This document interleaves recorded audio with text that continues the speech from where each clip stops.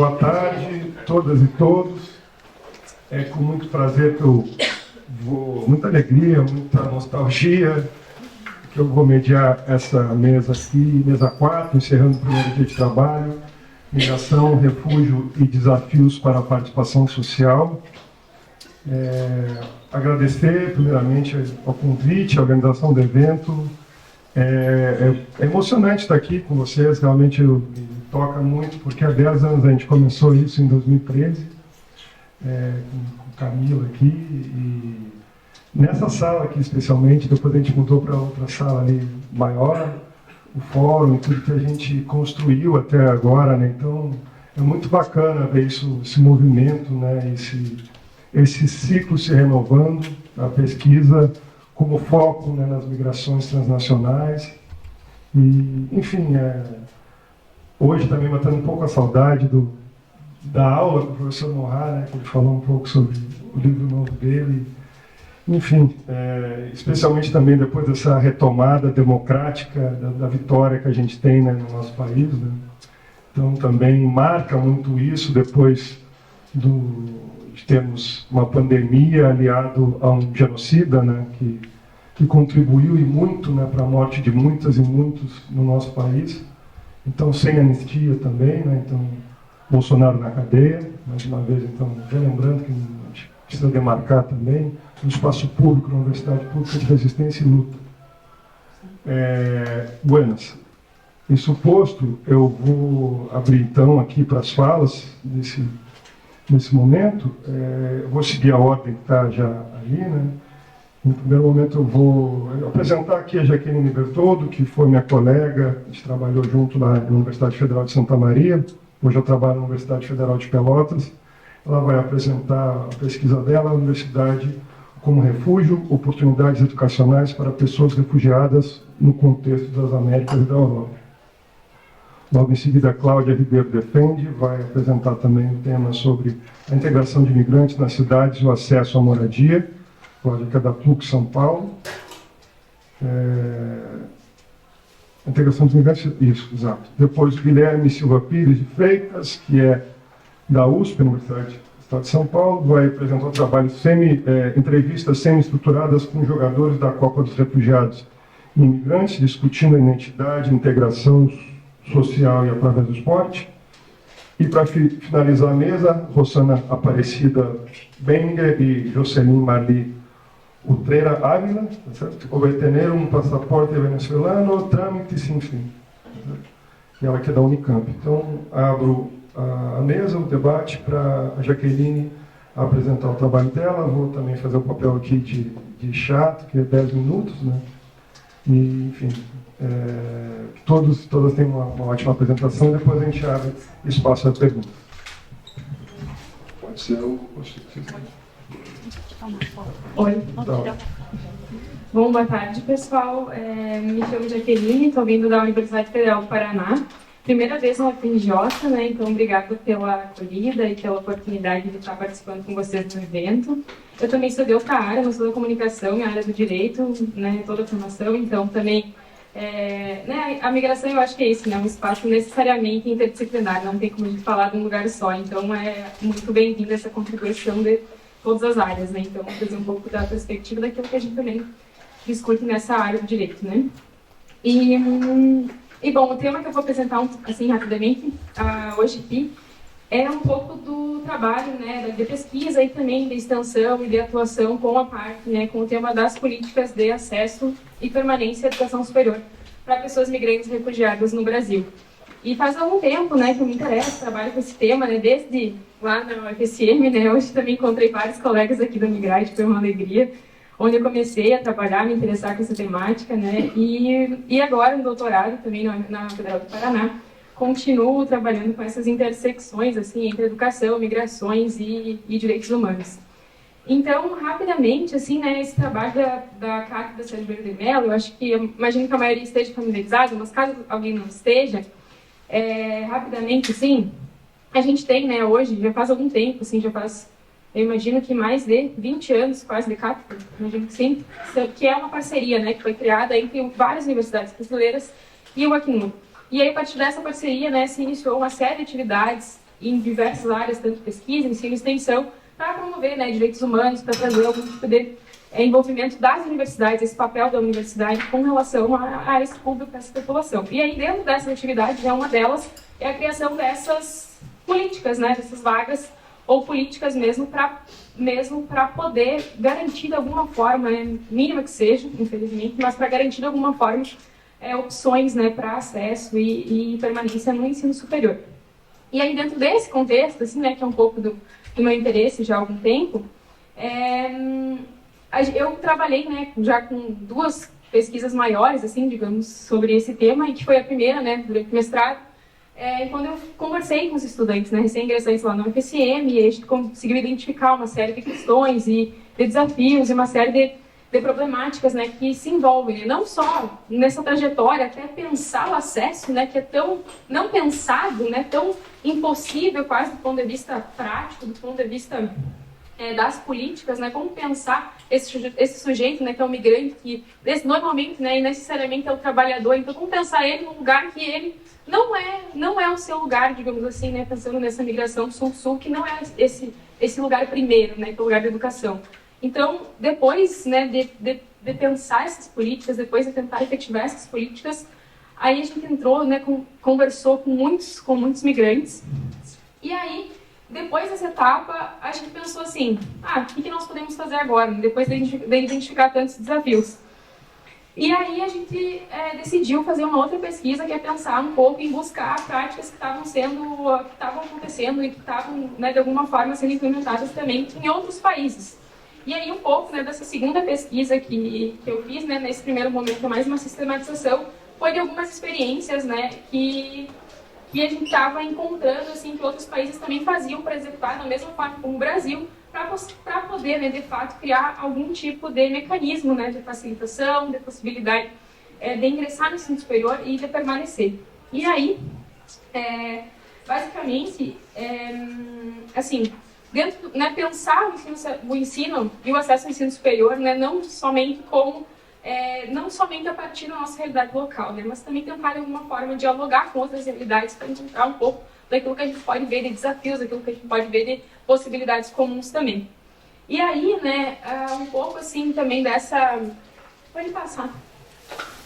perspectiva assim mais global, digamos assim, para pensar o acesso ao ensino superior, desde o primeiro relatório assim, né, que a Acnur lançou lá em 2017. Claro que esses dados, né, que se divulga sobre educação e migrações pela Acnur são dados também muito questionáveis, né, mas se vê, né, uma certa evolução. E isso me parece, né, no primeiro relatório foi quando se deu um start, né, para pensar o tema. Temos uma questão de educação muito forte, incluindo o ensino superior, temos, né, um problema muito importante que precisa ser de alguma forma olhado, né. Então, nesse primeiro relatório tinha, supostamente, né, a princípio, 1% de pessoas refugiadas com acesso, ou seja, um número muito irrisório. E agora, depois de alguns anos, né, 2023, o último relatório identificou um número de 6% de pessoas que já têm algum tipo de acesso. E me parece que, apesar de insuficientes e ainda poucas, né, há uma série de iniciativas e uma série de experiências que estão, de alguma forma, contribuindo para que esses números possam ser minimamente alterados. E aí, para tentar ver um pouco esse lugar, né, das políticas, assim, que são políticas direcionadas para pessoas refugiadas, que são políticas que tentam dialogar de alguma forma com essas realidades, a gente sistematizou algumas experiências. Pode passar. E aí eu vou trazer para vocês 3 experiências, né, no caso, uma seria o Brasil, que foi um pouco do paralelismo que a gente fez, mas também outras 2 experiências, que é um programa Student Refugee Program, que é um programa canadense, e um projeto que foi realizado no México, que é o projeto Habesha. E são 2 programas que dialogam muito com a nossa realidade, apesar de todas as diferenças e de todas as ressalvas que possam ser feitas, mas que trouxeram também, ao longo dessa sistematização e ao longo desse diálogo, assim, questões que também a gente pode pensar aqui, né, para a prática que a gente tem desenvolvido no Brasil. E aí, assim, por exemplo, né, fui escolher um programa do Canadá. Por quê? Diante de tanta diferença, tanta diversidade com a realidade do Brasil, um contexto, um país totalmente diferente.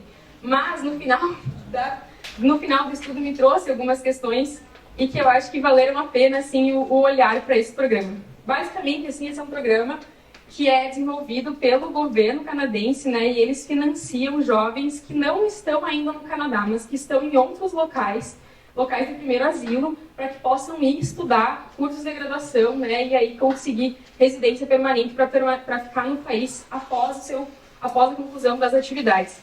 E esse programa, por exemplo, é realizado todo com financiamento da sociedade. Então, é um programa que envolve, né, estudantes das universidades participantes, mas também outras pessoas da sociedade civil que contribuem financeiramente, né, com a manutenção desse programa. E aí, além disso, também é um programa que é todo organizado, digamos assim, todo efetivado por meio de uma organização da sociedade civil, por meio de uma ONG. E, no caso, já são mais de 40 anos desse programa. E aí, assim, apesar das diferenças e de várias questões, o que me chamou a atenção, por exemplo, é com relação a esse programa. É um dos principais programas referenciados pela Acnur, por exemplo. E por que isso é um problema? Porque a gente está falando de políticas que muitas vezes são pensadas e divulgadas e promovidas a partir do norte, né? Então, por exemplo, se você olhar em todos os relatórios, em todas as atividades que tem lá a Educação Superior e a Acnur, eles, de alguma forma, né, fazem muita divulgação e muita divulgação desse programa e de programas similares a esses. Então, muito daquilo que se coloca, né, na discussão global de refúgio, de políticas, de respostas, ainda está nesse lugar, né, nesse lugar do norte, nesse lugar de experiências que muitas vezes... Enfim, por exemplo, esse programa, para a pessoa ingressar, ela precisa ter uma fluência em inglês com um TOEFL, que é uma prova extremamente difícil e inacessível. Por ano, esse programa admite no máximo 200 pessoas, 170 e poucas. O Brasil, com as universidades que a gente tem, admite, se somadas, tenho certeza que mais de 200 pessoas por ano, fora o fato de que a maioria das universidades não tem exigência de língua portuguesa, por exemplo, como requisito de ingresso. Então, a gente percebe, né, quanto que as nossas práticas e as nossas políticas, apesar de muito, assim, a gente faz muito trabalho nas universidades que é invisibilizado, que é com pouco recurso financeiro e pessoal, e mesmo assim, as políticas mais, digamos assim, que pautam o debate no nível global, são políticas que vêm do norte. Então, me parece que aí, né, há uma questão e algo que também a gente precisa reivindicar o nosso lugar, né, enquanto, né, pensar o Sul também como promotor de políticas que estão impactando não só localmente, mas em um nível global. E esse foi um dos casos, né, que a gente estudou. E aí o segundo, que daí é um projeto que eu já achei que dialoga muito com a nossa realidade, que é esse projeto Rabecha, que é executado, né, no México. Ele também envolve uma série de universidades no país, né, e ele tem um diferencial muito interessante, que é o fato de que eles criaram... esse programa foi criado também pela sociedade civil, então é um envolvimento direto da sociedade civil com as universidades e com o governo. Para promover, eles promovem dois tipos de políticas, digamos assim. Então, eles atuam, por exemplo, com jovens que estão em primeiros países de asilo também, para trazerem ao México pessoas que queiram estudar e continuar seus estudos no país, digamos assim. Então, eles criaram, né, todo um procedimento, um mecanismo para poder selecionar, né, esses jovens, essas pessoas que queiram vir ao México estudar. E aí eles também selecionam, essa é uma primeira parte do programa, e uma segunda parte, né, do programa para jovens que já estão no México, então que são pessoas refugiadas ou que têm algum tipo de proteção complementar, né, algum visto humanitário, algo nesse sentido, que possam acessar esse programa.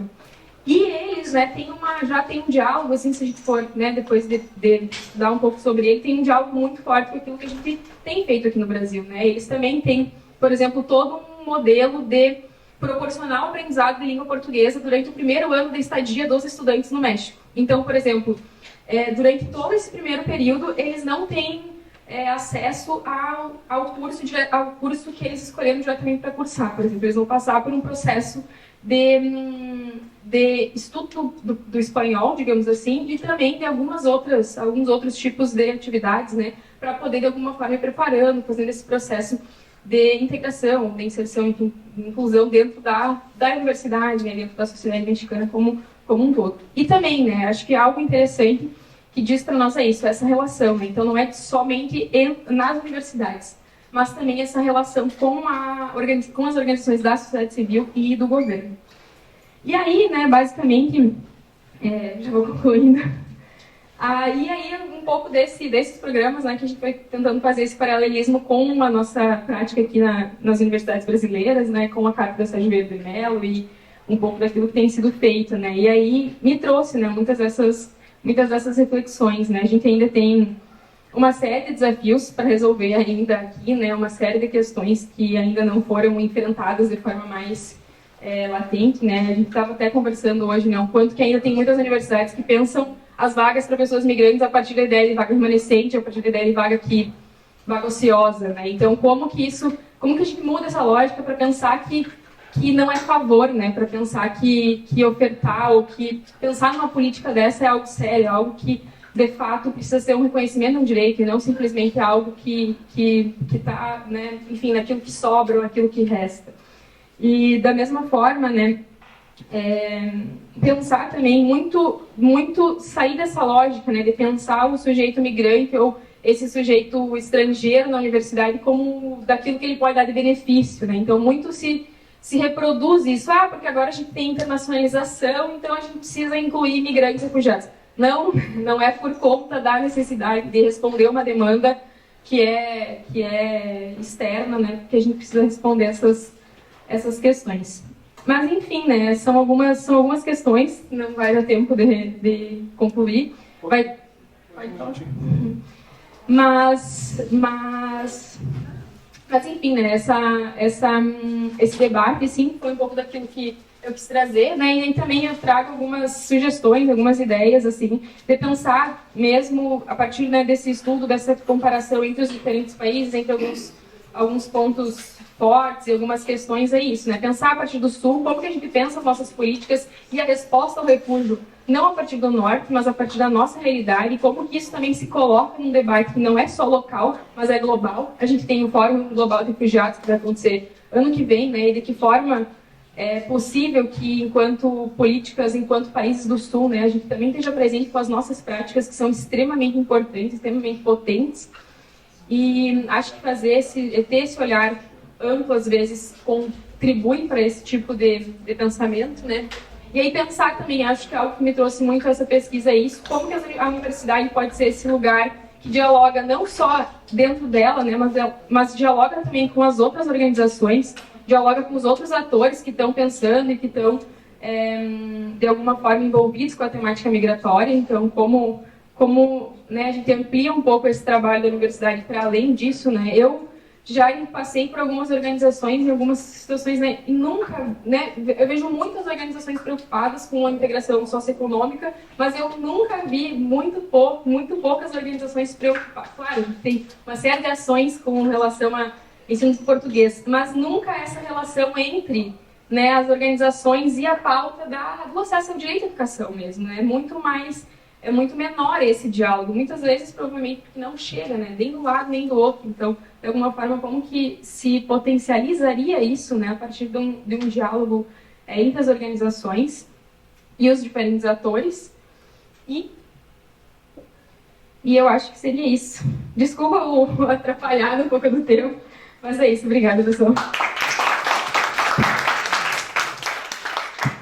Perfeito, Jaqueline, enfim, a gente vai abrir espaço depois para o debate, tenho certeza que a gente vai poder aprofundar um pouquinho mais, e tem algumas questões também, já anotei aqui.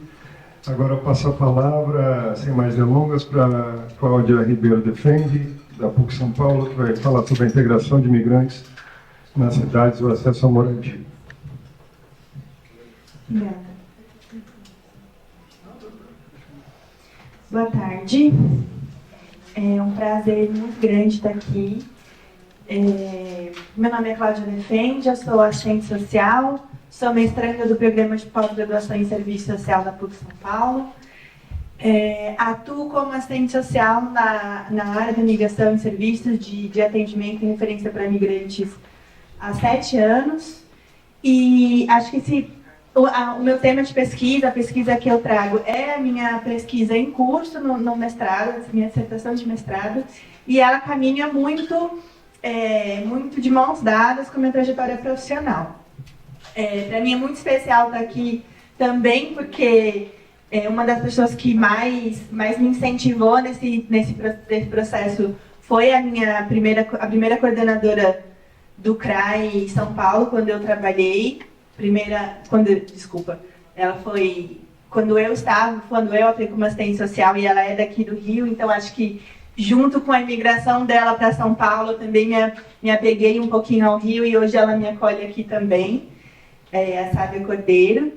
E, bom, o meu tema de pesquisa, então, é a integração de imigrantes na cidade e o acesso à moradia.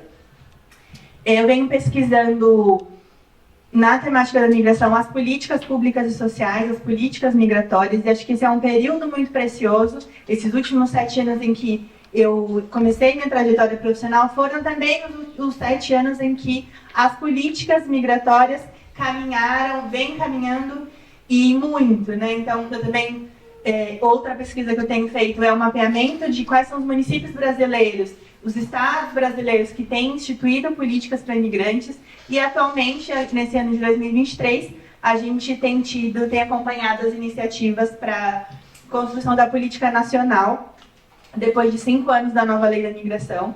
Então, é um período muito precioso para a gente participar, para a gente acompanhar, para a gente pesquisar e para lutar por mais políticas que possam ser ofertadas à população migrante. Bom, então, o objetivo da minha pesquisa, ele tem à luz a política municipal para a população migrante da cidade de São Paulo. Foi a primeira política municipal para imigrantes no Brasil, antes mesmo da gente já ter a nova política nacional, a nova lei de migração, a nova lei de migração de 2017. A política de São Paulo veio em 2016.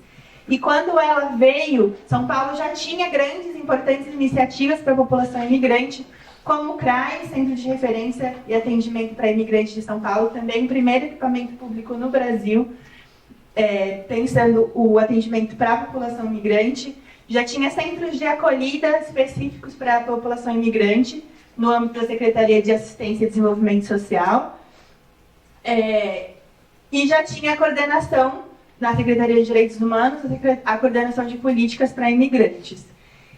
Então, essa política, ela completa 7 anos, a coordenação completa esse ano 10 anos, e eu quero, então, pensar qual que é a concepção da integração permeada por essa política, como que essa política vê a integração de pessoas migrantes na cidade, e quais são as contradições do processo de acolhimento das populações migrantes a partir das iniciativas do poder público municipal, e compreender como o acesso habitacional às populações migrantes interfere na integração da cidade e na materialização dos direitos sociais.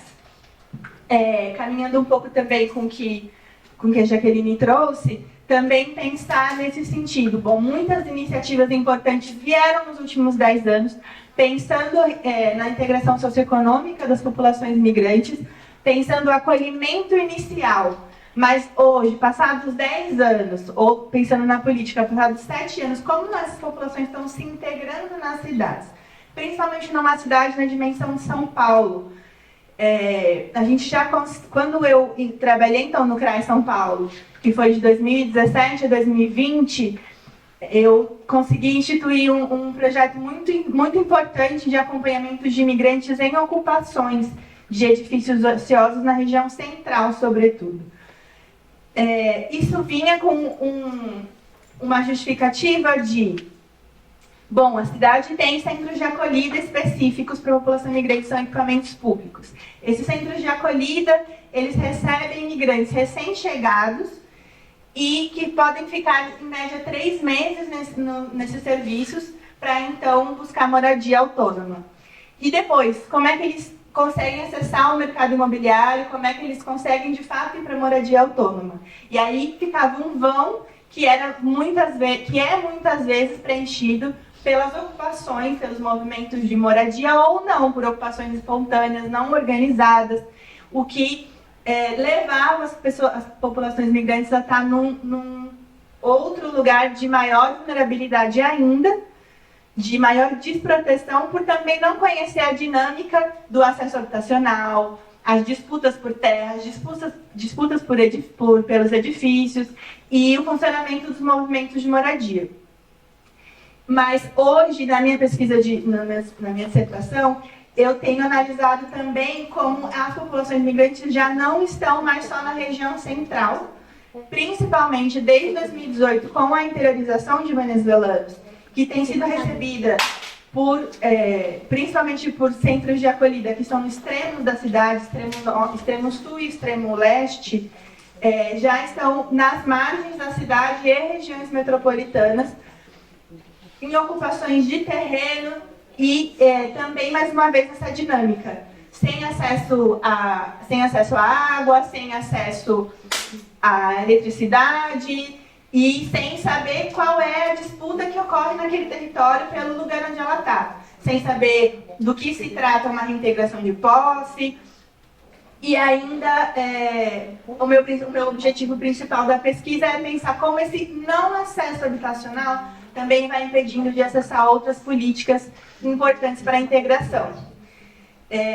Eu acho que um exemplo muito importante para ilustrar essa situação é uma comunidade de haitianos que está no extremo norte da cidade, em Perus, e uma área em que nem o CRAS Perus tem conseguido acessar, porque fica depois de um pedágio, a equipe não consegue passar por conta do pedágio, e esses 500 haitianos, em média, não conseguiram ainda já mapeado.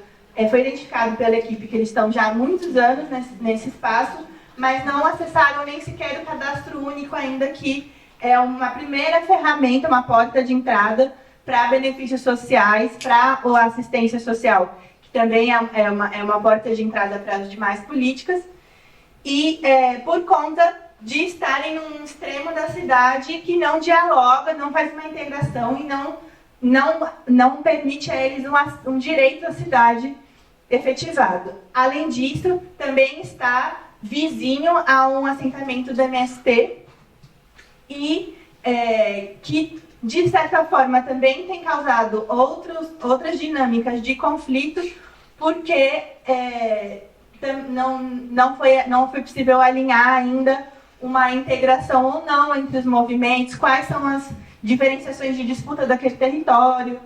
E então, de fato, vai aprofundando uma situação de cada vez estar mais à margem das proteções sociais. Então, eu pretendo pesquisar as desproteções que perpassam a trajetória de vida daqueles que se deslocam através das fronteiras nacionais, com foco em identificar as mediações do acesso habitacional e da integração das populações imigrantes nas cidades, à luz da política municipal para imigrantes da cidade de São Paulo, desde a sua instituição no ano de 2016, e a implementação até os dias atuais. Então, pensando as legislações, a gente tem, para as populações migrantes, a Constituição Federal, que já nos garante que todos são iguais perante a lei, a nova Lei de Imigração, e esperamos que em breve a Política Nacional de Imigração, e na cidade de São Paulo, a Política Municipal para Imigrantes. Lembrando que é importante que essas políticas sejam coordenadas a nível estadual e federal, mas que são as cidades que, de fato, promovem a integração das pessoas. São as cidades que conseguem acompanhar o cotidiano, as demandas de cada família, de cada indivíduo. Então, são as cidades que precisam ter cada vez mais incentivos de políticas de proteção. E também pensando no fato de que, historicamente, a cidade de São Paulo é majoritariamente buscada por populações migrantes de todas as mais diversas nacionalidades quando para a migração aqui no Brasil. Cerca de 30% de imigrantes no Brasil estão em São Paulo. Então, como eu já falei, essas são algumas das iniciativas da Política Municipal para Imigrantes que tem se mostrado muito efetiva em relação à proteção de populações migrantes. E no decreto que estabeleceu essa política, há funções para cada uma das secretarias municipais. Entre elas, a Secretaria de Assistência e Desenvolvimento Social, como também já gerencia centros de acolhida específicos para imigrantes, mas centros de acolhida que ainda reproduzem muito a mesma lógica da população em situação de rua e que ainda não tem, precisa de um novo modelo específico para a população, das demandas da população imigrante.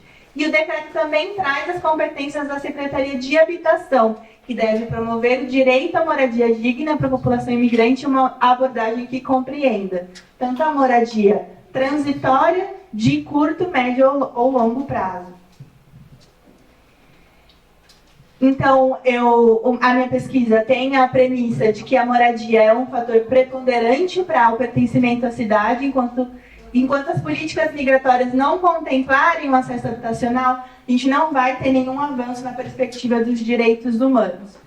Dos meus referenciais teóricos é a professora Raquel Ronick, que explica que os vínculos com o território são reduzidos à unidimensionalidade de seu valor econômico e à perspectiva de rendimentos futuros para os quais a garantia de perpetuidade da propriedade individual é uma condição. A crença de que os mercados podem regular a alocação da terra urbana e da moradia como forma mais racional de distribuição de recursos, combinada com produtos financeiros, experimentais e criativos, vinculados ao financiamento do espaço construído, levou as políticas públicas a abandonar os conceitos de moradia como um bem social e de cidade como um artefato público. Então, por fim, eu trago que todas as iniciativas dos últimos 10 anos para a população imigrante têm sido muito importantes e muito efetivas, mas que ainda estão sendo reproduzidas pensando o trabalho humanitário, a ajuda humanitária e muito concentradas nas políticas de assistência social que pensam um primeiro momento e não de fato ainda não a integração nas cidades. Há uma necessidade de repensar essas respostas para que atendam as especificidades da população imigrante que tem morado às margens da cidade, ainda sem conhecer o sistema de transporte público, ainda sem falar português, ainda sem poder acessar o Sistema Único de Saúde com qualidade. É isso.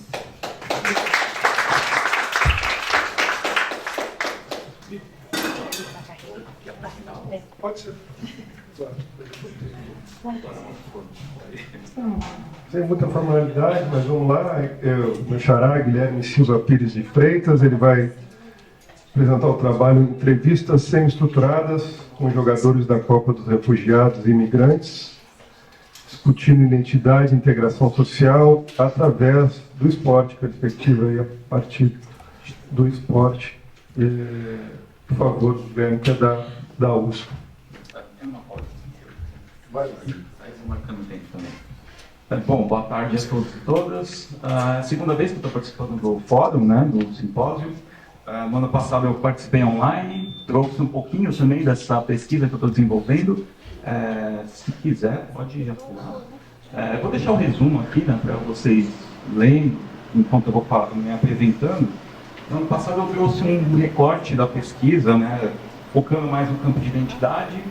E hoje eu vou trazer um pouquinho das entrevistas, né? Porque no ano passado eu ainda não tinha feito as entrevistas. E aí eu fiz as entrevistas esse ano. Então hoje eu vou trazer esse recorte para vocês. Vou comentar um pouquinho também da metodologia, de como foi feita a pesquisa. E também acho que eu estou destoando um pouco aqui das pesquisas, porque estou trazendo a parte de esporte, né? Acho que, não sei se tem outros trabalhos aqui no seminário, né? Focando no esporte.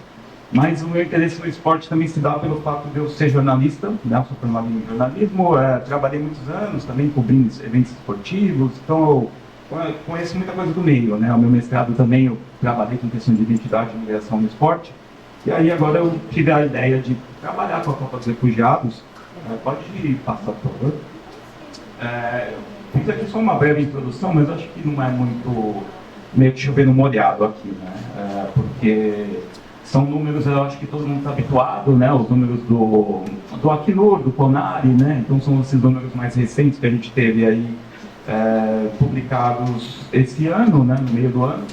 E a gente nota, se você quiser passar, a gente nota como é uma curva bem grande aqui, né? A partir de 2012, 2013, a gente tem uma acentuação muito grande, né? Então, é uma curva que eu acho que infelizmente vai continuar subindo, porque a gente tem diversos fatores que estão levando esse crescimento de número de pessoas em deslocamento forçado, né? São questões de violência, conflitos, a questão do clima, eu imagino que nos próximos anos vai se intensificar muito, a gente já consegue ver, não só aqui na nossa região, né, na América Latina, mas no mundo todo, né, um aumento, né, vários problemas ali, climáticos que eu acho que vai elevar bastante. E aí depois, aqui eu coloquei uns números do Brasil, a gente vê também, né, como tem a gente teve uma grande oscilação ali de 2016, 17 para cima, pela questão das migrações de venezuelanos, né, que aumentou bastante. Teve a queda da pandemia e agora a tendência é que suba de novo, né? E aqui está meio pequenininho, mas a Venezuela ela tem um número muito mais expressivo em relação aos outros países pela solicitação de refúgio, né? Um dos números que o CONARE apresentou nesse ano. Então, para a gente ver como também se reflete, né, o aspecto internacional para o nacional. Aqui, né, eu vou trazer um pouquinho da Copa, não sei se vocês conhecem o evento, ele nasceu em São Paulo, em 2014, logo depois da Copa do Mundo, né, os refugiados eles tiveram a ideia de tentar criar um evento ali, mas inicialmente era de lazer, né, de juntar a comunidade, jogar futebol, se conhecer, e por tempo eles foram evoluindo, né, o evento ganhou apoio tanto da iniciativa privada quanto da iniciativa pública, e virou uma Copa do Mundo, literalmente, né? Então, eles jogam pelos seus países, né? No ano passado, na minha apresentação, eu foquei um pouquinho nessa questão de identidade, né? Então, conversando com eles, a gente percebe que é importante para eles essa questão de representar o país, né? Já que tiveram que fugir a força, né? dos seus locais, né? De residência. E também é um evento bastante interessante porque ele se espalhou pelo Brasil, né? Ele começou inicialmente em São Paulo, não sei se vocês conhecem a Missão Paz, que fica ali no centro de São Paulo, né? Tinha uma quadra de futebol ali do lado, e eles começaram a jogar ali. E aí depois o evento foi crescendo e hoje ele já tem aqui no Rio, tem Rio Grande do Sul, Bahia, se eu não me engano, Curitiba, são 6 ou 7 capitais, e a tendência é que o evento continue crescendo, porque a gente tem uma distribuição, né, de refugiados em várias capitais. Aí eu coloquei algumas imagens aqui para ilustrar. O clima dos jogos são basicamente assim, né? A gente vê pessoas, né, de várias nacionalidades, eles interagem entre si, eles têm aquela questão ali, até mesmo de uma comunidade, né? Cria-se aquela comunidade imaginada do Anderson, né? Eles se sentem ali pertencentes no mesmo coletivo, mesmo tendo nacionalidades, religiões, etnias diferentes. As finais eles costumam fazer em estádios, né? A gente teve o Pacaembu, né, que agora está fechado, essa aqui é a Arena do Grêmio, quando está no sul. E o interessante é que é aberto para o público, então a gente pode perceber ali naquela última imagem que as pessoas vão, assistem e também acabam pegando um pouco ali de informação sobre essa questão do refúgio. É uma das coisas que eu vou trazer aqui nas entrevistas. Vou só explicar inicialmente as metodologias antes de passar. Foram entrevistas semi-estruturadas, eu conversei com 10 jogadores, né? Jogadores refugiados ou migrantes, porque o evento também é aberto para quem é migrante, né? Não é só refugiados. E é interessante também porque as entrevistas foram... Eu tentei pegar de países diferentes, de regiões diferentes, porque cada um tem a sua história, né? Sua trajetória até chegar em São Paulo, né? Onde foi feitas as entrevistas. Mas eu tentei trazer também de países diferentes, porque eu acho que é importante contextualizar um pouco, né? A realidade de um imigrante da África é totalmente diferente de um outro que vem aqui da América Latina. E aí eu utilizei essa metodologia da Snowball, né, a bola de neve, porque é uma comunidade um pouco mais fechada. Eu não posso simplesmente chegar lá no jogo da Copa dos Refugiados, pegar o cara de lado e ficar fazendo entrevista. Eu tenho que tentar, pelo menos, criar um vínculo com eles, né? Então eu tomei um pouco de cuidado com isso, de tentar ir adentrando aos poucos. Eu tinha duas referências, né? Eu já vinha conversando com o pessoal que organiza desde 2019, 2020, pouco antes da pandemia eu comecei a conversar com eles. Então eu também tomei um pouco de cuidado para ir adentrando aos poucos. Eles foram me indicando as pessoas e aí eu fui chegando em várias comunidades. E aí eu utilizei o discurso do sujeito coletivo, né, de Lefebvre e Lefebvre, com metodologia, porque os depoimentos foram bem semelhantes, majoritariamente muito parecidos, então a gente consegue encaixar eles num coletivo. Aí, pode passar, por favor. E aí aqui é só um resumo, né, basicamente, de como é esse coletivo, né. Se foram 10 pessoas entrevistadas, eles têm aí 33 anos de média de idade, majoritariamente masculinos. O torneio é só masculino, embora algumas mulheres já tenham participado. E eu conversei com uma mulher, eu fiz questão de ter pelo menos um depoimento de uma mulher que tenha participado do evento. E todos eles aí já estão no Brasil há muito tempo, falam bem o português, já conheciam um pouquinho do Brasil, eles estão em estado legal, né, na parte de documentação. E eles também já chegaram a estudar no Brasil e todos têm alguma ocupação, seja no mercado formal ou informal. E na Copa dos Refugiados eles também conheceram através de outros refugiados. Então a gente vê que há uma comunidade ali que vai se espalhando aos pouquinhos, né? Pode passar, por favor. E aí eu trouxe algumas frases, só alguns depoimentos. Eu escrevi um artigo recentemente falando sobre isso, que deve sair agora no fim do ano. Então ele já está mais completo, né? Então aqui eu trouxe só uns trechos aqui de entrevistas, né?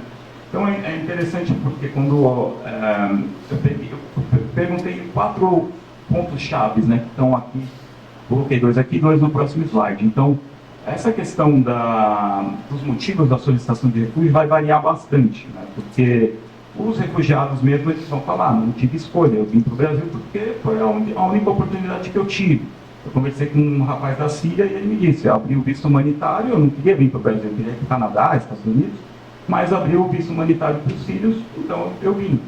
E então, quando a gente conversa lá com os refugiados, a pergunta, os depoimentos são mais ou menos assim, não tive escolha, vim para cá.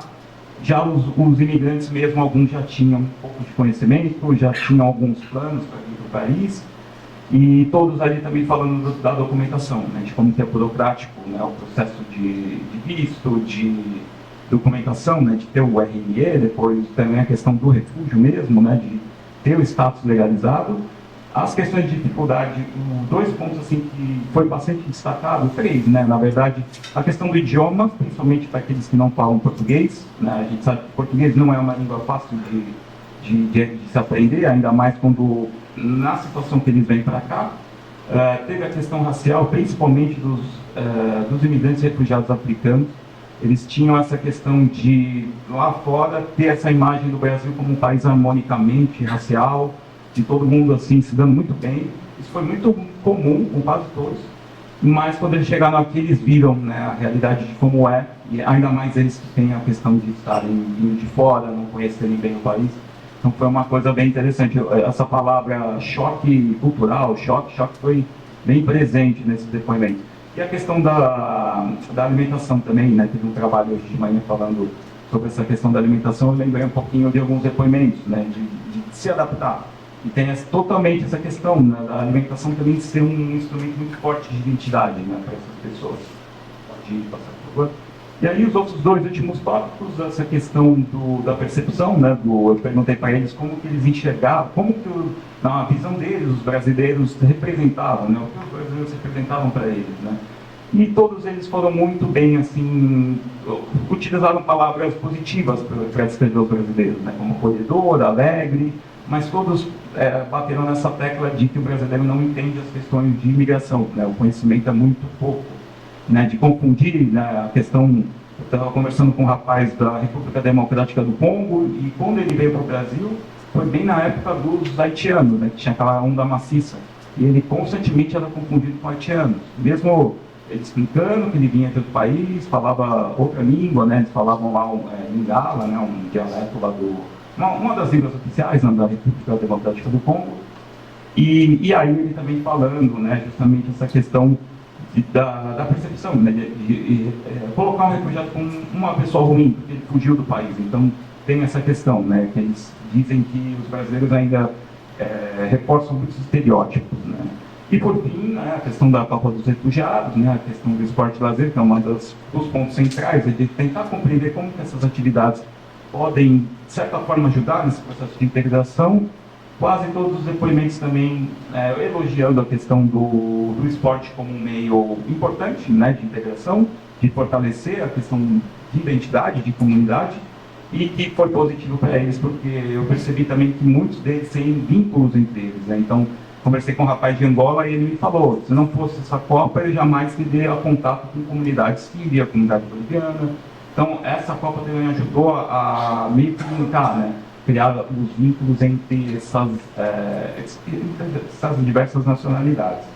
E por fim, né, já chegando aqui nas considerações, só para reforçar um pouco dessa questão da identidade, né, também trabalhando um pouco no Sword Hall, com a UDWA, né, essa questão de identidade plural, todos eles reforçaram a questão da identidade migrante, todos eles disseram que se sentem mais, que aqui eles tiveram essa questão de entender o que é ser um imigrante, né, então foi bem interessante ouvir deles essa questão, né, entender como é que se deu, e também todos enxergando a questão das práticas do esporte e lazer, né, principalmente a Copa dos Refugiados, como um processo importante nessa questão de integração deles com a sociedade. E ali o último slide, só para dar umas reforçadas, né, falei ali da comunidade imaginada, e realmente uma comunidade mesmo, né, como a gente, não sei se vocês já tiveram a oportunidade de acompanhar alguma dessas edições, mas eles se reúnem ali, então é bem interessante porque eles têm, mesmo tendo várias rivalidades ali entre os países, eles conseguem se dar muito bem, né, dentro desse contexto. E também, aproveitando que a gente está num congresso aqui de imigração, e que é de foco interdisciplinar, queria também trazer essa questão do esporte, que eu vejo o campo do esporte como um campo muito importante para a gente discutir esses pontos, né? Não só nesses pontos aqui de integração, mas também de aspectos de identidade, da própria imigração. É um campo que a gente ainda tem poucas pesquisas aqui no Brasil. É um campo assim que é bom porque a gente tem pouca pesquisa, mas é ruim porque a gente tem pouco material, né? Então a gente vai tateando, mas é importante também trazer essas questões para um congresso aqui, para um evento interdisciplinar. E é basicamente isso. Eu vou só deixar aqui pode passar por último slide. Esses são os meus contatos, se vocês quiserem também trocar ideia, a gente está aí aberto à disposição e é isso. Obrigado.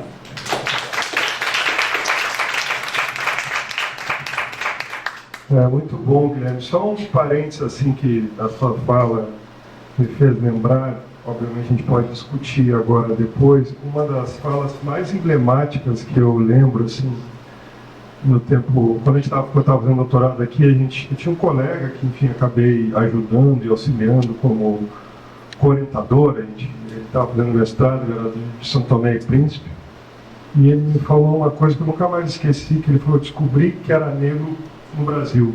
Isso foi uma questão que me marcou, assim, para sempre, assim, dessa questão da fala de alguns que você está entrevistando ali, enfim, e a gente pode até discutir sobre isso depois, e marca muito também isso vem sendo falado aqui desde a abertura do nosso simpósio, uma questão que é transversal ao que a gente está discutindo aqui. Agora, last but not least, né, seria para encerrar nossa tarde aqui, Rosana Aparecida Beninger, que em parceria com Jocelyn Mali Utrera, obter um passaporte venezuelano, trâmites, enfim, ela que é da Unicamp vai apresentar para nós a pesquisa, por favor. Olá, boa tarde, muito obrigada pelo espaço e por estar aqui. Eu sou a Jocelyn, a professora Rosana é minha orientadora, essa aqui é um recorte, uma parte da minha dissertação. Eu sou socióloga de formação e agora mestra em demografia esse ano, e essa aqui é uma parte da dissertação. Vou perguntar para Guilherme, nosso mediador, você está com o seu passaporte em dia? Só me conta o que você fez para tirar o passaporte aqui no Brasil? Não, eu quero que você me diga. Quando comprou o curso, rapidinho. Eu fui na Polícia Federal e tinha que renovar só o passaporte. E foi totalmente bem. Quanto você pagou, desculpa? Agora, por aí, uns 300 reais. Eu sei, porque eu também, eu fiz o passaporte português, e aí foi mais caro, mas o daqui foi algo com R$300. R$300. 357 que tem por aí, né? Uns 257, tá agora? uns $60. É, por aí. Pode passar a próxima, então. Passaporte. Esse aqui é o diário do passaporte. Eu vou já. Uma venezuelana que chega no Brasil em janeiro de 2019. Seu passaporte perdeu a validade em setembro de 2019. Ela solicitou uma prorrogação da validade porque não gera um passaporte novo na Venezuela. Com a migração venezuelana, começou a gerar também o quê? Uma extensão da validade. Então, de 2 anos, naquele momento, em 2019, agora é de 5 anos. Houve a ruptura diplomática Brasil-Venezuela e a pandemia Covid 2019. Esse passaporte, que foi tramitado lá em 2019, foi impresso em 2021. O documento, devido à ruptura diplomática da Venezuela, foi para a Argentina, que é onde ainda tinha consulado. De lá, esse documento era para vir para cá com um correio especial, como se chama, as pessoas que levam documentos importantes da Venezuela para lugares onde não tem representação diplomática oficial, mas ainda tem estrutura. Só que esse passaporte chega aqui no Brasil mais ou menos final de 2022. E a validade, porque era uma extensão de validade, não era um passaporte novo, terminava em abril de 2023. Esse passaporte não é meu. Não, mas tranquilo, tudo bem. Esse ano foi dramático, né? Esse ano eu já consegui ir lá, fazer em Brasília, restabelecer as relações diplomáticas. Eu esperei um tempo para ver se a situação não mudava. Aí eu fui lá, tirei o passaporte e agora estou esperando que chegue. Se chega, sabe Deus quando. Mas estou esperando que chegue. Melhor do que uma extensão de validade, porque agora vai ser de 10 anos, né? Antes era de 7 anos e agora vai ser por 10. Pode passar a próxima. Vocês já sabem, há passado por vários meses aqui, né? A migração venezuelana se encaixa na migração sul-sul.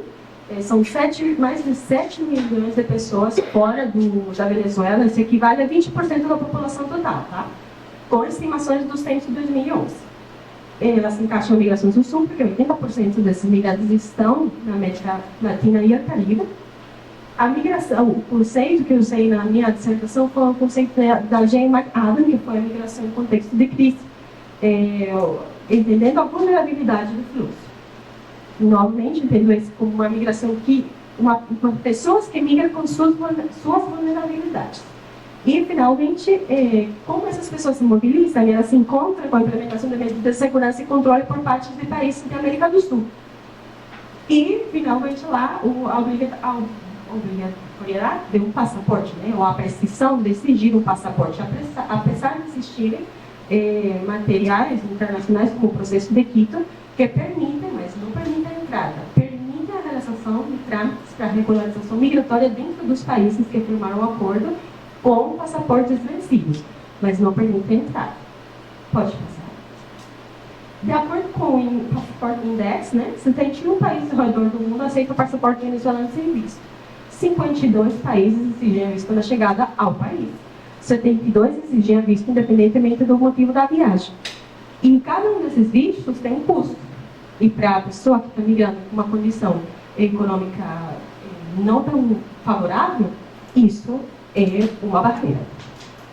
A América do Sul, sem visto, você pode ir para a Argentina, Bolívia, Brasil, Colômbia, Paraguai e Uruguai. Considerando que se você, como venezuelano residente na Argentina, tira um documento de residência permanente legal lá, você pode se mobilizar para o Mercosul com esse documento. Lembrando que a Venezuela foi suspendida do Mercosul em 2017 e com isso ela perdeu seus direitos e os cidadãos também, né? Então, todo mundo começou a ser e a precisar um passaporte para se mobilizar. E também lembrando que o passaporte tem que ter pelo menos 6 meses, né, antes do seu vencimento. Senão você não entra nem tramita visto. A América do Sul obrigatória é Chile, Equador e Peru. Chile tem outro documento de residência permanente muito poderoso também para os venezuelanos. Se você pega esse documento, pode se mobilizar pela América do Sul tranquilamente. Teve um caso de um venezuelano que veio solicitar o passaporte ao Brasil, porque em Chile o consulado está colapsado e não consegue agendar para solicitar o passaporte. E ele veio para cá e o seu residente permanente chilena entrou tranquilamente. Eu não posso fazer isso com a residente permanente do Brasil, tá? Eu preciso do passaporte. E dependendo da escala, se eu quisesse ir para a Venezuela, que está aqui do lado, eu preciso o visto, porque se a escala em Panamá é de mais de 12 horas, eu preciso do visto. E se é de 10, também vão me humilhar feio. Então, eu vou precisar do visto do mesmo jeito. Se a escala for em Lima, eu preciso do visto também. Eu não posso pagar esse passaporte.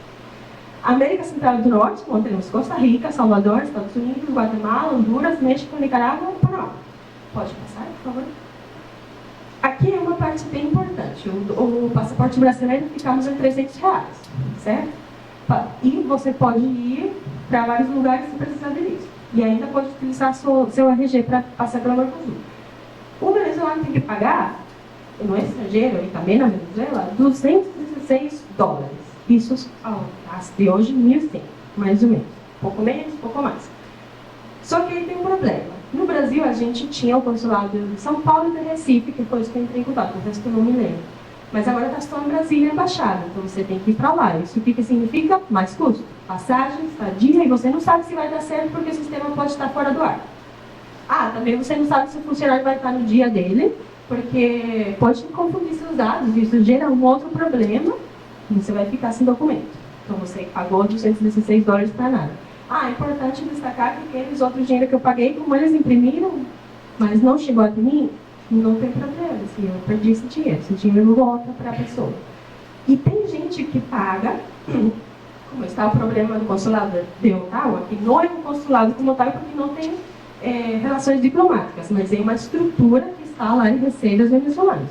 Eles têm a chance e o sistema para fazer a tramitação de passaporte. Então, quem fez o passaporte de 2022, esse ano, tem reclamado que não consegue mudar assim no status, porque você faz e vai olhar no site lá do órgão que se chama SAIME, né? Serviço de Estrangeiria da Venezuela. E ele vai te dizendo lá, aceitamos sua foto, aceitamos suas digitais, não sei, foi impresso, foi tudo mais.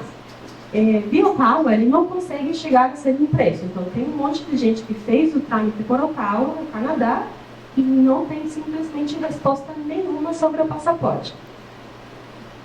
O tempo de espera, se vocês perguntarem para o Gustavo Vizcaíno, que é o diretor atual do SAIME, do Serviço de Estrangeiria, ele vai falar para vocês entre 15 e 21 dias. Agora, se você perguntar para os venezuelanos, eles vão te dizer entre 3 e 24 meses. Brasília me deu 3 meses. Não passou um mês ainda. Estou esperando. Então, não está no limite ainda. Somado a isso, o SAIME também tem problemas. E o que é isso? Que não é uma plataforma que está com suficiente, não sei, não tem as possibilidades de atender a demanda que tem. O que isso acontece? Eles disseram, ano passado, que eles fizeram uma reforma e colocaram lá uma máquina para imprimir mais rápido, imprimir 25 mil passaportes semanais. Não sei. Um monte de gente que não tem passaporte não se explica isso, mas está tudo bem. Né? A gente finge que não. A gente só espera. Que outros problemas pode ter o SAIME?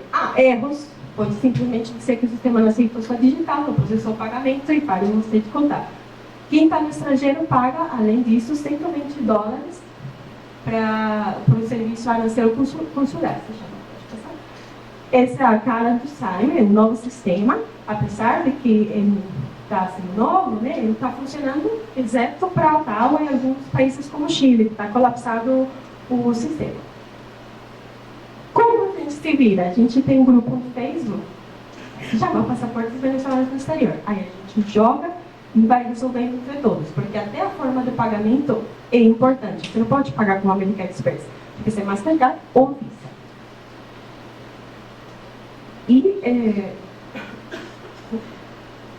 E isso aqui vulnera o nosso direito à livre mobilidade.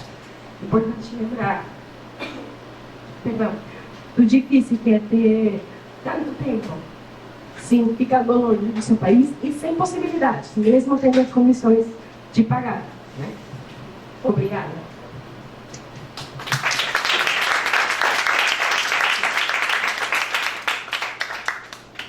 Nossa, Perfeito, muito obrigado, Rosana. Todas as apresentações excelentes, assim, algumas reflexões. Abro, então, a mesa, o debate, discussões. Alguém quer fazer alguma questão? Gabriel, por favor. Vem até aqui, por favor. E se alguém quiser também da mesa perguntar entre nós, tranquilo, tem uma questão aqui que aí depois eu faço. Queria te perguntar, porque um dos meninos que eu entrevistei, que inclusive com 17 anos, bastante crítico, assim, uma mulher bem afiada sobre os processos, eles chegaram, né, por Roraima, e justamente foi não precisar ter passaporte que fez com que eles escolhessem, né, vir para o Brasil. Porque inicialmente é isso, a gente acha que todo mundo ama o Brasil, né? Queira ou não. Não é bem assim. Até porque tem a questão da língua, enfim. Então a ideia inicial deles era ir para a Colômbia, né? E o Brasil acabou tendo essa questão do passaporte. E daí quando foi interessante, porque ele fala de um processo longo de preparo, digamos assim, da família, sabendo que ia migrar. Só que quando se decidiu, assim, quando foi de uma hora para outra, sabe? Então ele falou, vim sem os papéis da escola, porque acabou sendo em cima da hora. Porque é uma janela que abre, às vezes, de oportunidade, ou um ônibus que você consegue pegar, né? Enfim, tem alguns trâmites relacionados a isso, né? Pelo que eu entendo. No caso dele, eles vieram quando a fronteira estava fechada. Então, eles entraram ainda numa situação mais perigosa, né? De ter que passar caminhando. E daí, queria que você falasse um pouco sobre isso, sobre essa questão de educação. Sim, pode continuar. Obrigada. Bom, realmente isso é um diferencial do Brasil. E outro diferencial a mais, que é muito importante, que o Brasil dá documento para a criança. E o que isso significa? Que em outros países, se os pais não têm documento, a criança não tem documento. O que significa? A criança vai estar onde? Ela não está inserida no sistema escolar. Ela não vai receber esses benefícios e a proteção. Então, quando a gente vem no Brasil, quando eu vim em 2019, tinha duas filas, quem ia entrar com cédula, que é o nosso RG, e quem ia entrar com passaporte. A fila de quem ia entrar com passaporte era mais curta. Eu entrei com o meu passaporte, sempre eles perguntaram o que eu ia fazer. Eu já tinha vindo no Brasil antes, porque a gente teve amigos brasileiros que estudaram medicina na minha cidade, e a gente tinha esse contato.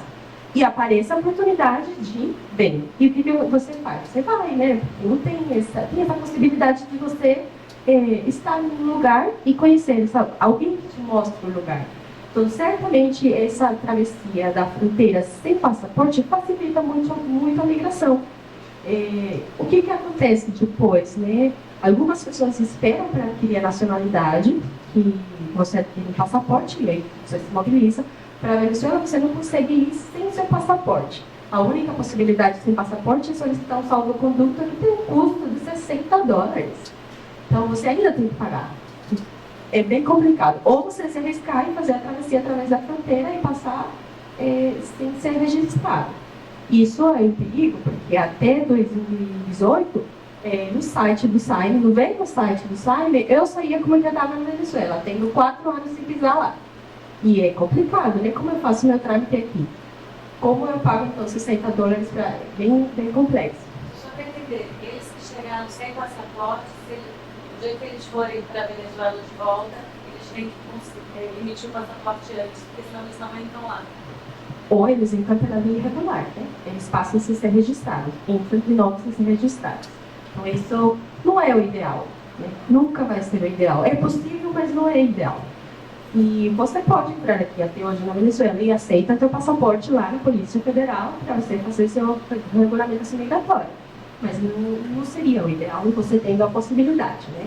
E às vezes você tem as condições, como essa pessoa de Chile. De Chile veio para cá, para o Brasil, um dia só.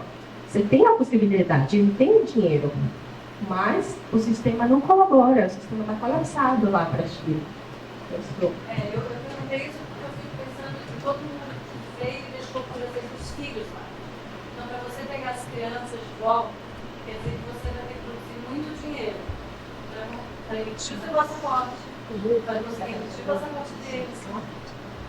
Ou a via regular também, que é o mais difícil, né? Teve problema também lá em Roraima, né, com a solicitação de refúgio, né? Então, a partir disso, foi que implementaram a regulamentação mais fácil para as pessoas.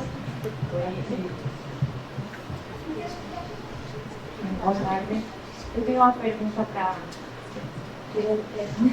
Jaqueline. Eu sei que não é, pelo que entendi, a sua apresentação não é o foco da pesquisa, mas queria saber se você tem algum depoimento, algum contato com as pessoas que são beneficiárias desses programas, pessoas migrantes, não sei se é só para refugiados, como que eles estão vivendo essa inserção nas universidades no Brasil. Da pesquisa de doutorado, eu não, no caso dos programas que eu olhei, pesquisei de fora do Brasil, eu não fiz entrevistas com as pessoas porque não teve tempo, mas do Brasil sim, né, tanto na UFPR como na UFSM. Tanto pela pesquisa em si, mas também pela prática, né, porque são projetos vinculados a projetos de extensão, então é um espaço que a gente normalmente tem muito contato, né. E assim, são muitas questões, né? Na pesquisa, assim, por exemplo, algumas questões que ficaram muito fortes, o isolamento, né? Então, você tem ali todas as pessoas com quem a gente conversou, com quem conversava, trazia muito essa questão de se sentir fora, de se sentir estranho, de se sentir muito isolado, de não ter esse contato, né? E acaba que o ponto de apoio é também os grupos, né, das próprias pessoas migrantes. A questão do racismo, a questão da xenofobia, isso aparece em todas as falas, mas por outro lado, eu acho que assim, sempre havia também uma perspectiva de trazer assim o positivo daquilo, né? No sentido assim, eu queria muito estar na universidade, eu queria muito ingressar, eu queria muito essa possibilidade. Então, em todas apareceu, não é porque eu sou migrante que eu não posso estudar. Não é porque eu sou refugiado que eu não tenho esse direito, né? Então, isso também é o que trouxe muito, né? E também, por exemplo, o retorno pelo investimento na migração, por exemplo. Então, em todas as falas com quem a gente conversava, vinha isso. A minha família também, né, uma espécie de retorno para a família, porque de alguma forma investiu para a minha migração e eu estava trabalhando num frigorífico, eu estava trabalhando não sei aonde e agora estou dentro da universidade. Então, essa coisa depois você vê também, né, a resposta midiática, então muito como que esses estudantes depois representavam a sua trajetória na universidade por meio do seu Instagram, do seu Facebook, que a gente olhava isso como algo muito positivo, né, do ponto de vista da pessoa que agora eu vim para o Brasil, mas eu estou num local que é de maior prestígio, por exemplo. Então eu acho que enfim, muitas contradições, né, então dentro da universidade, todas essas dificuldades, mas ao mesmo tempo também, é uma possibilidade, né. Boa tarde. Tem 13, então, Otávio, Cid. Mas depois sou eu.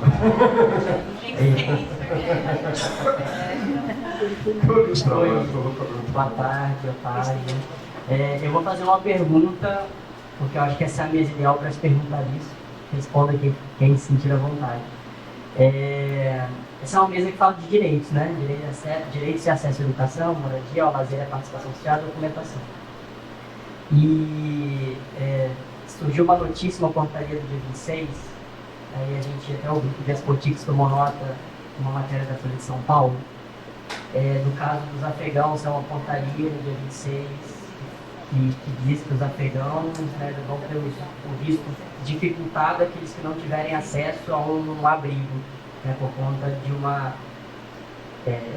irregularização do processo de entradas, né, enfim, acho que vocês de repente sabem até melhor que eu. Eu acho que essa é a mesa ideal para perguntar a opinião de vocês sobre isso, porque ali dentro do nosso grupo surgiu bastante debate, reflexão. Até seria muito bom que a Catalina estivesse aqui, que trabalhou no CRAI aqui no Rio de Janeiro. Né, a gente tem uma colega que trabalha no CRAI em São Paulo. Não mais? Não mais. Não mais. Né? Corre também. Enfim. Mas a gente sabe que a trajetória de São Paulo é uma trajetória muito mais sólida que a política migratória do Rio de Janeiro. Temos uma colega aqui do Paraná orientando, da Tatiana, e acho que aí a gente está falando com pessoas diretamente do Ministério, e aí eu também sou da UFR, viu? Então eu tenho um respeito gigante pelo trabalho da UFR. Acho, né, de verdade, que o trabalho da UFR, nenhuma universidade acho que alcançou um nível de estruturação do trabalho de imigração que a Federal do Paraná conseguiu. Acho que é uma coisa bastante legal, acho que até por isso que a Tatiana foi para o Ministério. E aí fiquei assim na dúvida, queria saber se vocês sabem, podem responder, gostaria de responder, porque suscitou bastante debate entre nós e acho que seria a mesa ideal para a gente poder conversar um pouco disso. Eu acho que a pessoal responde, acho que por pergunta, porque senão perde o fio da meada. Quem quiser começar, já que não. Eu vou arriscar um pouquinho, né? Vou trazer um pouco do que me pareceu mesmo essa portaria. Também não sei como se deu esse processo entre as relações políticas, porque não sei qual a opinião da própria equipe da DEMIG atualmente sobre essa portaria, porque ela vem contradizendo todo o processo que está correndo desde janeiro da construção da política nacional. Ela é um retrocesso, porque a gente já sabe muito bem a política, todo o movimento de políticas migratórias no Brasil já sabe muito bem que restringir políticas não vai fazer com que as pessoas deixem de vir. Novamente, como o Denis trouxe um pouco na pesquisa dele, o deslocamento vai continuar e quando a política restringe essa possibilidade de entrada, vai trazer mais riscos das vidas das pessoas que vão continuar se deslocando, vão continuar essas travessias, porque precisam. Então, nem dá para entender muito bem como é que vai se dar. Eu fiquei pensando, como é que então a gente vai comunicar a pessoa que está pedindo visto, quando que abriu vaga no tal do centro de acolhida, como é que vai ser esse trem? Não dá para entender. E o centro de acolhida são super centralizados, né? Uhum. E fala também de que esses centros de acolhida vão ter apoio de recursos do governo federal, que a gente não tem até o momento, né? Os centros de acolhida ou são sociedade civil, ou são do Acnur, ou são do município. Então, a gente não tem informações ainda de como é que isso vai se dar. Mas a vinda dos afegãos seguia desde o final de 2021, porque o Brasil era o único país que estava possibilitando essa entrada. Então, era bastante uma rota de passagem, né? Não fazia parte de uma rota, mas que a ideia que a gente vinha trabalhando desde o final de 2021 era possibilidades de permanecer no Brasil, né? Que é o que a gente vem construindo nos últimos 10 anos, com as políticas migratórias aqui. Então, contraditória e sem possibilidade de entender como é que isso vai funcionar. E eu acho também, a gente tem uma postura sempre reativa, né? Então, o Brasil sempre, tal coisa, a gente vai estruturar tais e tais respostas dentro das possibilidades. E aí teve toda uma, né? A gente não tem mais um problema, digamos assim, com certeza não, com várias ressalvas, não tem um problema de documentar pessoas no país. Então, agora a gente superou o problema da documentação depois da nova lei, ou etc, etc. Então, agora a gente tem um problema de inserção e de políticas públicas. Como se uma coisa fosse dissociada da outra. Aí a gente, né, se lidou com toda essa situação que teve da questão afegã e tudo mais. A gente vai criar um visto, todo mundo pode vir, mas aí chega aqui tem toda uma questão. Então precisa se criar, né, políticas de fato para que essas pessoas possam ser efetivamente acolhidas e ter seus direitos respeitados aqui. Só que a medida é restringir, ou seja, a gente admite que a gente precisa oferecer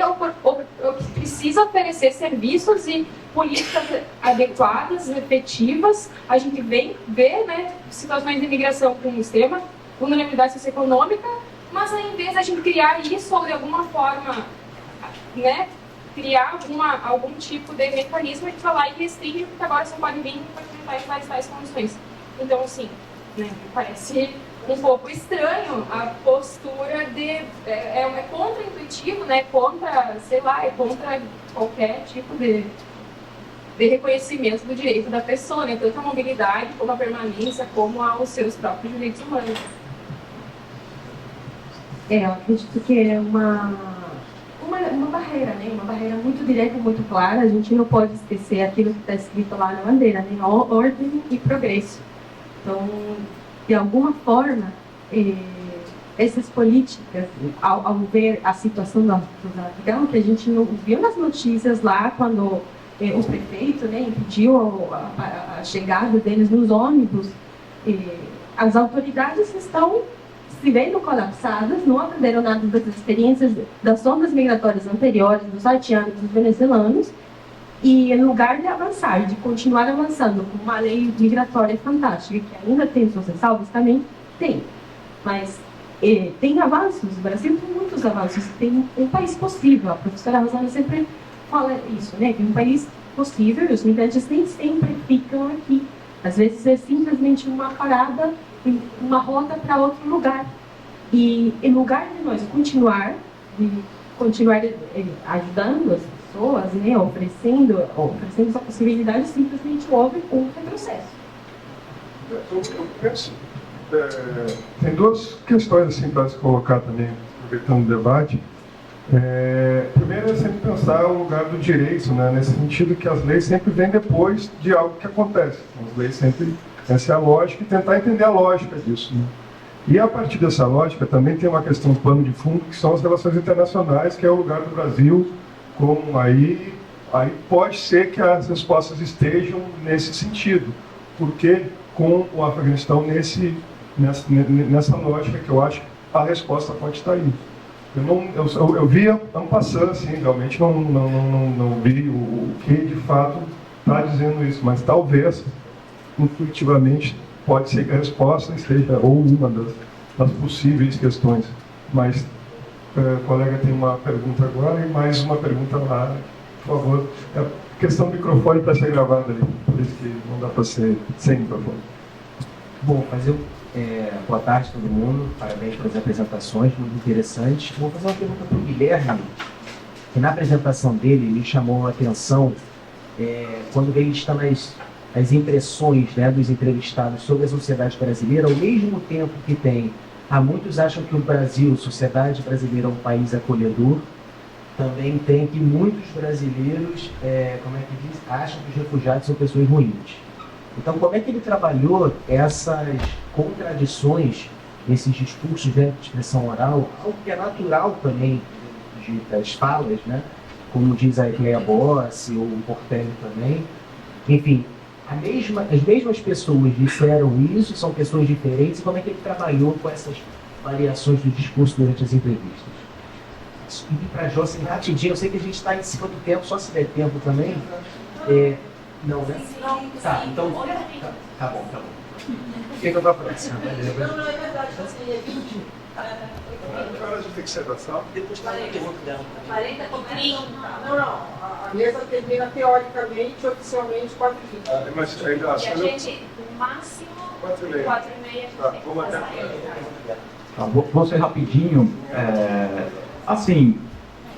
É interessante porque, ao mesmo tempo que eles reconhecem, né, que o brasileiro tem essa questão de acolhedor, a gente sabe, né, tem muito brasileiro que gosta de conversar, recebe, ao mesmo tempo também eu acredito que tem essa questão da lei, né, a lei de migração é muito recente, né, então talvez para eles, os que estão aqui há mais tempo tiveram muitos procedimentos demorados, né, de irregularidade. Mas é curioso porque, com todos eles quase que eu falei, a percepção foi positiva do brasileiro, do cidadão. Mas do país, assim, como uma forma, até como o Guilherme falou, né, dessa questão racial, né, do exemplo que ele deu, foi bem assim também, né, de eles estarem entendendo um pouquinho de como funciona o Brasil. Então eu acho que tem esse conflito, né, as mesmas pessoas falam bem do Brasil, mas reconhecem que o brasileiro não tem tanta informação, né, sobre questões de imigração, de refúgio. Tem uma fala de um rapaz também, foi muito interessante essa questão que ele falou de fugitivo.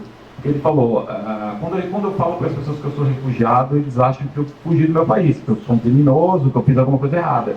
Mas eu acho que é a questão da informação, né, de não chegar para as pessoas o que é, né, que é um refugiado, o que é um apátrida, o que é um imigrante, né? Você tem várias diferenciações. E a gente tem que lembrar que a lei da imigração é muito recente, né? Porque antes era aquele estatuto do estrangeiro que era todo mundo no mesmo saco, né? Então, eu acho que é mais essa questão, né? Ele consegue compreender que o brasileiro em si é uma pessoa acolhedora, né? De bater papo, de conversar no trabalho e tal, mas ao mesmo tempo também ele não consegue entender a realidade dele. Então, acho que foi mais ou menos isso que eles quiseram dizer. Ou também, não sei se pelo fato de eu ser brasileiro também estar entrevistando, às vezes o cara acha que o brasileiro né, é o pior de tudo, mas como eu estou fazendo a entrevista, ele falou, não, vou mais devagar. A gente não sabe, né, mas me pareceu isso mesmo, esse conflito, assim, de entender o brasileiro como alguém positivo, mas ao mesmo tempo mal informado. Acho que seria mais ou menos essa declaração.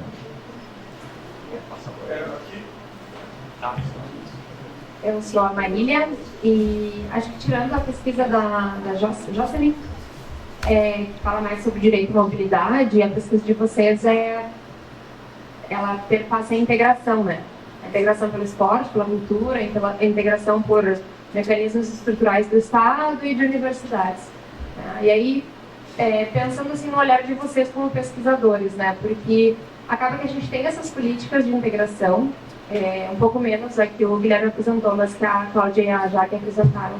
Então, a universidade, ela recebe o imigrante. O que acontece depois ainda está um pouco nublado, né, Jaque? O teu trabalho de dissertação fala isso e o dia a dia tá falando isso, né? E da Cláudia também, a gente escolhe onde a gente coloca o migrante, a gente está escolhendo colocá-lo nas periferias, né? A gente está escolhendo tirar o direito dele a acesso à cidade, né? A gente está empurrando ele mais para as periferias. E aí, pensando no olhar de vocês como pesquisadores, assim, o que está faltando, sabe? Qual que é o próximo passo? Qual que é o próximo olhar? Qual que é a próxima pesquisa que você tem que fazer para pensar nessas políticas e o que vem dando certo e o que vem não dando certo? Porque o que a gente sabe é que, assim, a UFPR é um exemplo mesmo, acho que não tem nenhuma universidade no Brasil que tem o ano zero, então é uma referência que outras universidades deveriam se espelhar. Mas e o que acontece com esses imigrantes? Eles estão se formando e eles estão indo para onde? Ou a gente continua colocando eles em caixinhas, né? Que nem um migrante que entra, sei lá, pela Operação Acolhida, ele tem 12 opções de cursos de formação para fazer, que a gente escolhe quais são as possibilidades. Ele pode ser um engenheiro civil, mas ele vem para cá e ele tem a opção de fazer um curso, sei lá, de marceneiro, de manicure, não sei o que. Mas estou pensando nas políticas assimilacionistas do Estado mesmo, né? Pensando como pesquisador, assim, o que vocês enxergam, tanto a Jaque quanto a Cláudia principalmente, mas para todos também. Qual é o próximo passo, qual é a próxima pesquisa, qual é, sei lá, a dica de vocês a partir do que vocês vêm lendo e pesquisando?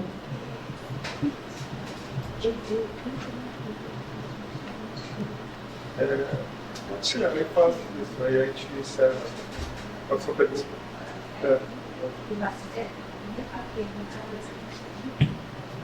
É uma pergunta rápida sobre a lei de imigração que vocês todos mais ou menos mencionaram. Eu queria saber mais ou menos qual é as linhas gerais, o que é que isso mudou assim tanto, se é uma política que vai mais no sentido de restringir ou de gerir, eu imagino já a resposta. E também se é só sobre controle de fronteiras ou se também tem políticas de inserção, política pública em relação a isso. Obrigada.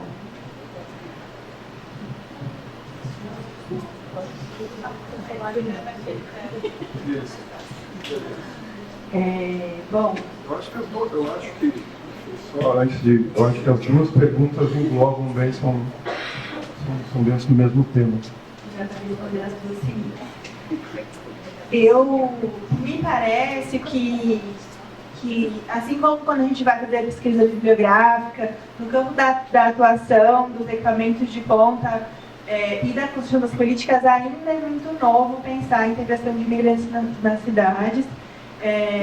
E por isso a gente vem ainda reproduzindo os mesmos modelos de ajuda humanitária. Então, quando essa questão cai em São Paulo, o que a gente vai fazer então? Vou fazer o que a gente sempre fez com a população em situação de rua, né? Um abrigo. E isso se dá novamente em Roraima, isso vai se dando como a resposta principal. Então, Na verdade, a questão habitacional, que é o meu objeto de pesquisa, primeiro que ela é vista no sistema capitalista como uma mercadoria. Então, é um primeiro ponto aí de como é que então, a gente vai pensar um modelo de política habitacional para imigrantes. E depois, que ainda está tão difícil pensar respostas primeiras para populações que continuam chegando, que não deu nem fôlego de pensar, mas e quem chegou 10 anos atrás está onde agora? Eu tenho essa impressão, assim, essa leitura, inclusive quando percebo a construção da política nacional. A política nacional vem pensando, beleza, então nossa lei de imigração já não vê o migrante como uma questão de segurança nacional, vê como um sujeito de direitos. Mas e aí, o que a federação está fazendo sobre isso? Muito pouco. Então agora a ideia da construção da política é criar, de fato, ferramentas que a federação implemente para pensar ações, para pensar essa integração. Mas eu li em todos os relatórios dos GTs que funcionaram desde, acho que foi março, né? Desde o começo do ano, sai muito pouco a questão habitacional, por exemplo. Os temas principais ainda são documentação e abrigamento, ainda são questões muito, muito primárias. Porque as problemáticas de integração vão se expandindo, já não é mais São Paulo, então são mais de 4.000 municípios que têm migrantes e 26 municípios que têm políticas municipais atualmente instituídas, então que precisam começar a pensar agora que São Paulo começou a pensar 10 anos atrás. Então eu penso que é isso, ainda não deu nem fôlego e que a gente precisa incrementar esse fôlego aí. Eu não sei te responder essa pergunta, porque é extremamente complexa. Mas, pergunta nem me lembro, todo mundo quer saber. Mas eu acho que algumas coisas, assim, né? A gente tem vácuos ainda muito grandes, né? A lei de imigração de 2017 é muito recente ainda. E eu acho, assim... Outro dia até eu estava vendo uma das audiências públicas, né, que está rolando agora uma série de audiências públicas da comissão lá para migrações do Congresso. É um tema que as pessoas não se interessam. As audiências tinham o quê? Online, né, tinha menos de 10 pessoas assistindo e tinha pouquíssimas pessoas ali, alguns deputados, assim, mas aquele deputado que chega para dar oi, tchau, porque é um tema que não traz, né, visibilidade, assim, para um aspecto, sei lá. O imigrante não vota, né? O imigrante não vota, enfim. Então, no espaço público, a gente já tem uma dificuldade muito grande, que é pensar como que essa pauta pode ser, de alguma forma, mais... Outros vácuos, né? A gente tem um Estado que, assim, agora, né? Sei lá, não agora, mas há muito pouco tempo, de alguma forma, e também isso foi passando por várias fases diferentes, né? Mas muito da política e muito das ações que se faz que de alguma forma pensa em promoção de direitos para migrantes e refugiados no Brasil, está totalmente terceirizado, assim, né? Então, as universidades, algumas organizações, a sociedade civil. É importante, claro que mas o Estado também, deixando esse vácuo todo, a gente está falando de políticas que não têm norte, que de alguma forma não são estruturadas e não partem de um debate público, de uma participação social do investimento. Ano que vem a gente vai ter a próxima Comigrar, né? Então todos estamos empolgados de alguma forma com isso, porque acho que vai ser um espaço extremamente importante. A primeira rendeu muito debate, muita discussão, e sem esse tipo de participação e sem da participação das pessoas migrantes e refugiadas, a gente não tem como pensar uma integração, até por isso, para um país que ainda de alguma forma está engatinhando nas suas políticas há alguns anos, né? E a colega perguntou sobre a lei de imigração. A gente tinha, antes de 2017, né, durante vários anos, o antigo, né, o Estatuto do Estrangeiro, que era a principal lei que regulamentava a questão migratória, digamos assim, aqui no país. E que foi uma lei que ela veio da ditadura militar, então foi uma lei que tinha muitas restrições e muitas, digamos... O Estatuto Estrangeiro ele não previa direitos, por exemplo. Primeiro que já era estrangeiro, né? Então já considerava esse sujeito como um estrangeiro, enfim, aquele do qual a gente se protege.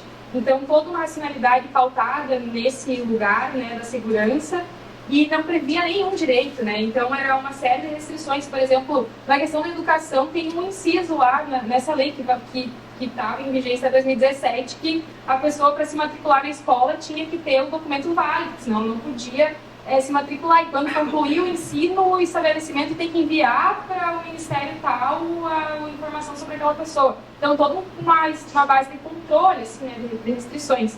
E aí a gente passa justamente por esse processo para aprovar uma nova lei. E essa lei é uma lei que vem assegurar, digamos assim, né, e que vem prever princípios e direitos para as pessoas migrantes, que antes não existia, né? Antes era na prática, era aquilo que se fazia, assim, aquilo que se foi construindo de alguma forma com as organizações, com as comunidades migrantes. Mas aí a gente tem essa transição, digamos assim, da legislação. E agora a gente está passando por um outro processo, que é a construção da política nacional. Que a gente tem duas legislações, né? Que é o Estatuto Estrangeiro, Estatuto dos Refugiados e a Lei de Imigração. E aí essa lei, ela prevê a construção de uma política nacional, né, com participação ampla da sociedade, que é o processo que estamos passando agora, né. A princípio já foi, o texto já está pronto, pelo que a gente viu, né, mas teve meses de discussão para construir isso. Aí vamos ver o resultado final dessa política. Final não, né? O resultado que começa. Perfeito. Então, a gente vai só fazer um encerramento aqui breve. A minha pergunta seria também nesse sentido, já está... eu agradeço os colegas que fizeram, que eu estava pensando em questionar, porque isso a gente vem debatendo desde o primeiro simpósio e os últimos 10 anos, justamente as conclusões que a gente chega que praticamente não existe políticas de acolhimento aos migrantes no Brasil. Pouquíssimas a partir do pensamento do Estado brasileiro, né, da própria federação. O que acontece é a organização da sociedade civil, as universidades também tentando se organizar para algumas de determinadas formas. E o que a gente faz aqui, afinal de contas, é uma filosofia da praxe, né? Aproveitando assim já o termo que Gramsci não podia citar marxismo, né, no caderno de Cássio, ele usa a filosofia da praxe para argumentar isso, que é o fazer, pensar e agir. Afinal, somos também, né, nós acabamos sendo militantes, ativistas dos direitos humanos. Quando a gente pesquisa imigração, é impossível não se envolver e participar, e todas nós aqui temos experiências já com isso. Lá em Santa Maria, mesmo quando a gente estava trabalhando com senegalês, a gente acaba, enfim, ajudando do jeito que dá e tentando dar um jeito, botando no nosso carro, conversando e indo nas casas, enfim, acaba se envolvendo com diferentes comunidades, e isso faz parte da nossa profissão e vai além disso, né, da nossa vivência, do nosso vínculo, do nosso afeto. Por isso também somos perpassados por afetos, e a gente se encontra aqui e acaba, enfim, ultrapassando, né, essas barreiras, né, do que seria a própria pesquisa científica, né? E pensando também a universidade como um espaço público da sociedade civil organizada a ser ocupado pelos migrantes. E na pesquisa, lendo os resumos de vocês, fica muito claro o que liga isso, nessa participação, desafios para a participação social, né, que é o título da mesa. Muito feliz foi quem conseguiu reunir esses 4 trabalhos, né, porque justamente isso, a gente pensando, né, como que a gente pode saídas para isso, né, dessa participação social efetiva, né, e não por menos nos fóruns, nos simpósios, a gente tinha mesas, e sempre vamos ter, com a participação ativa dos migrantes, lugar mesmo trazendo, né, questões para nós. Então isso fica muito claro, isso, e cada um de vocês conseguiu, de sua certa forma, a questão habitacional, lembrou do Hotel Cambridge, né, que é aquele documentário, que é também uma questão pública de ocupação dos espaços habitacionais, que traz esse problemático. A gente tem de mais casas do que pessoas, né, que a gente tem em São Paulo e em todo o país, e a questão da moradia, né, é fundamental. Enfim, só queria então fazer essa ligação desses trabalhos, parabenizá-los por esses belos trabalhos, com certeza gerarão muitos frutos, e muito obrigado pela presença de todos e todas, assim, prazer enorme estar aqui com vocês encerrando essa primeira dia. Faço convite já também. Amanhã a gente tem online. Eu vou apresentar o meu livro na primeira hora da manhã. O meu livro está disponível aí também fisicamente, quem quiser, enfim, conhecer. E vou lançar o livro que é fruto de um trabalho que eu fiz com o professor Morra aqui do doutorado e aprimorei. Depois ele se tornou livro, assim, uma leitura mais próxima também. Uma pesquisa sobre a migração árabe no Brasil e toda a representação da comunidade árabe sírio-libanesa, mais especificamente, né? Tem um tempo trabalhando na Biblioteca Nacional, enfim. E amanhã eu vou apresentar o livro. Tem um prefácio belíssimo do professor Moá, que é um presente assim, que eu ganhei. Eu brincava que eu nem tenho roupa para isso, o prefácio que ele fez. É uma coisa assim, é um texto, quando eu li assim, pela primeira vez, foi assim, eu fiquei emocionado pela capacidade que tem assim, de conseguir, né, vislumbrar e interpretar aquilo que a gente trabalhou tanto, 5 anos de pesquisa, enfim, muito fôlego. Todos vocês sabem como é isso, então é uma alegria poder compartilhar esse resultado da tese que foi depois que foi premiada para poder se tornar o livro. Então amanhã de manhã a gente vai conversar sobre isso, cada um nas suas casas ou enfim nos seus trabalhos. E mais uma vez, muito obrigado. Espero que a gente tenha mais 2 dias de simpósio, que a gente se vê aqui pessoalmente na quarta-feira. Né? Amém? Valeu.